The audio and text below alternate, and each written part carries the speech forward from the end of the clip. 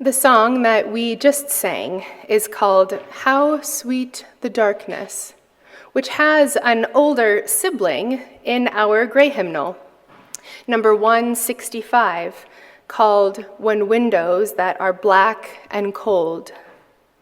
The two songs have the same lyrics, but they're set to different tunes. The lyrics are from a poem by Rachel Bates, who was an Englishwoman who lived through both world wars. Understanding the time in which Rachel Bates wrote, you can feel the transportive nature of her words to an unsettling, grief-filled time. And yet you can also feel her holding on to hope for better days.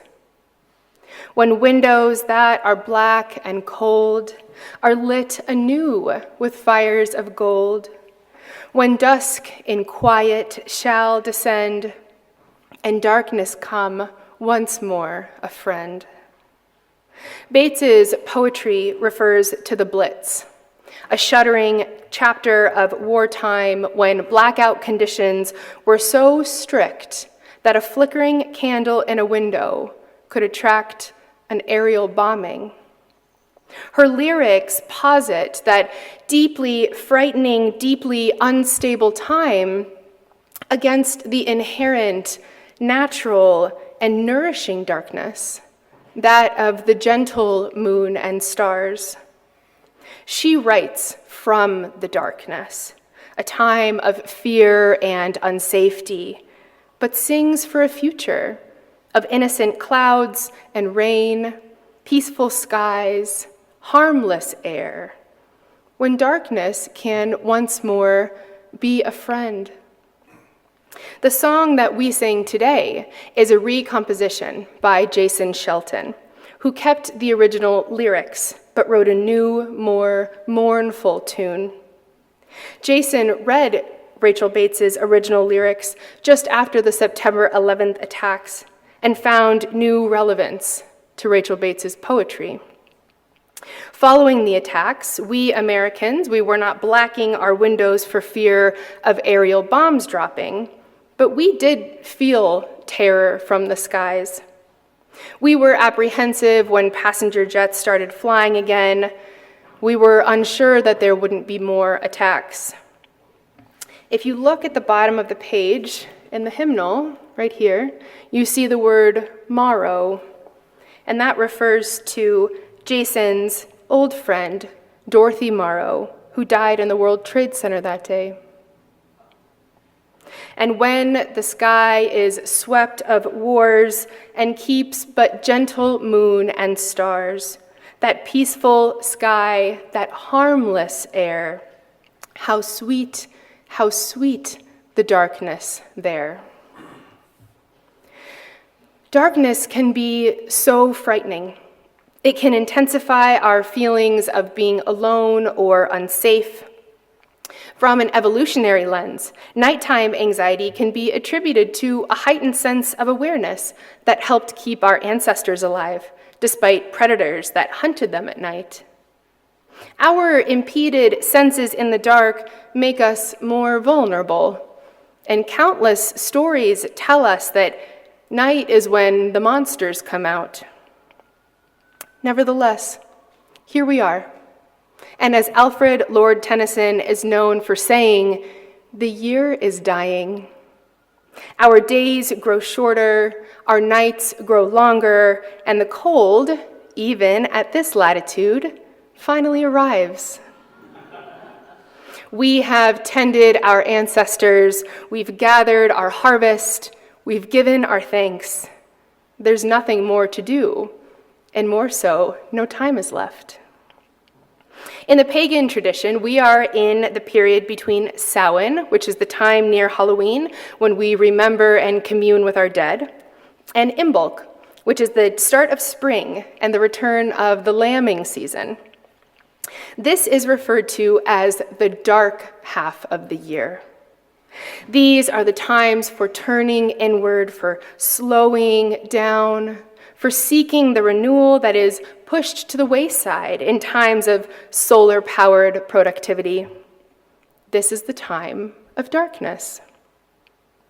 The poet James Pearson says, "Now for a while the dark stays dark. The long nights will be long no matter how you pray for light.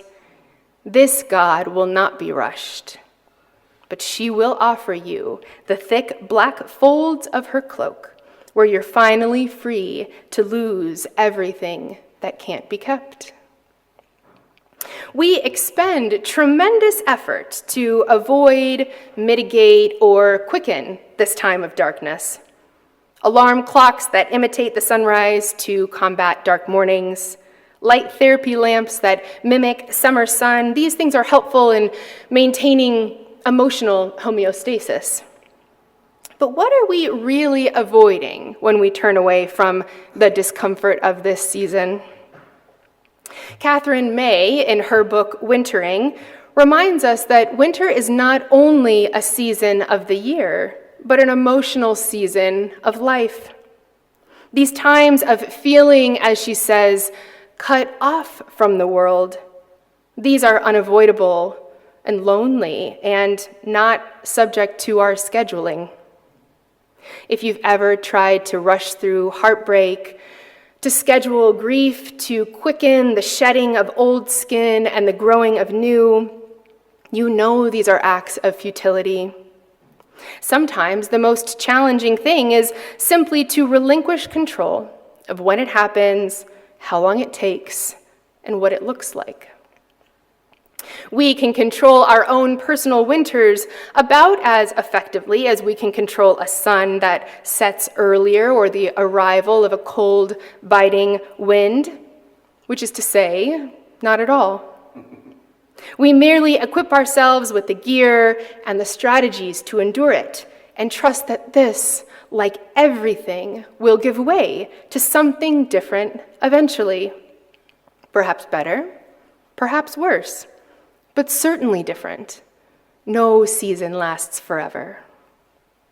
But these times of feeling rejected or sidelined or blocked from progress, of feeling cast into the role of an outsider, these times of feeling disconnected from that warm, pulsing heartbeat of the world, these are challenging times, but they are invitations into the soul.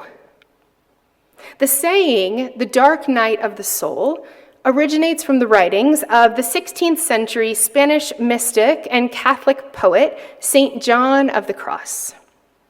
In his poem called Noche Oscura, or Dark Night, he narrates the journey of the soul to the mystical union with God. And this, he says, is a multi-step process that requires one to purge most of their sensory and spiritual attachments.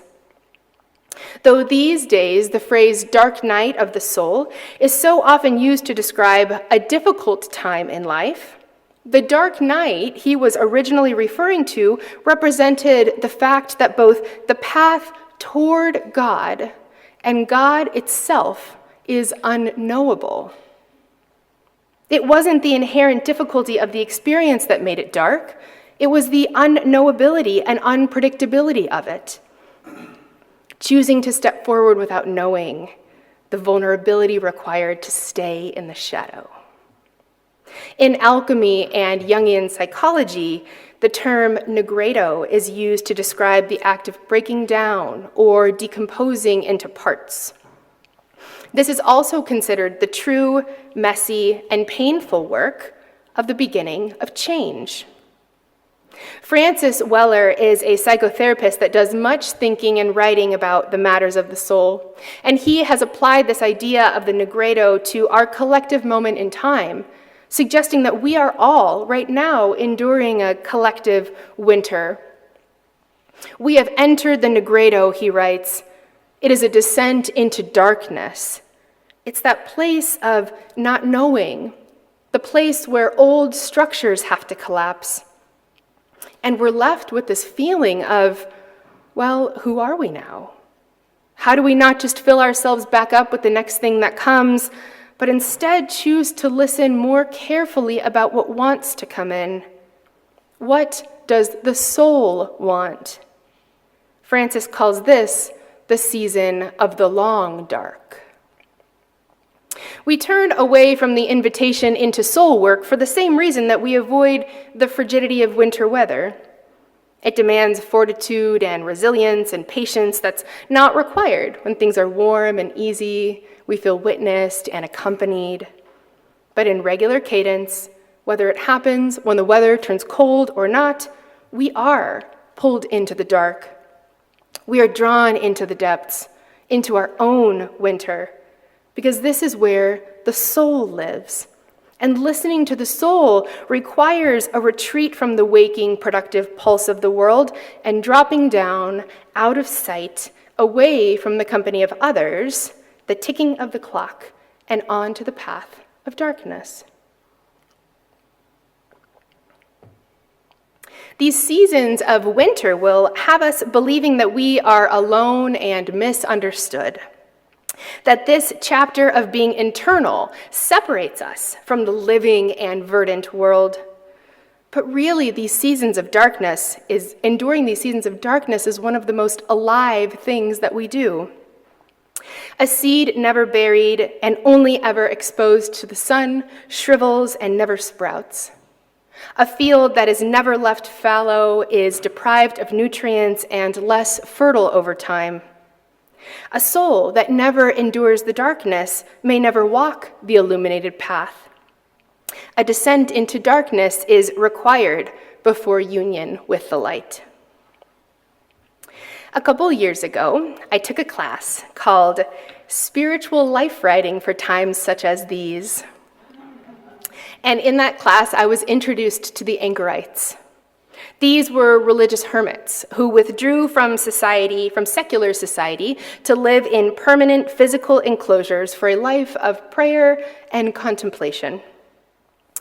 Anchorites, or as the women were called, anchoresses, were different than other hermits, as they were required to take a vow of stability of place, meaning that they were permanently enclosed in cells attached to churches.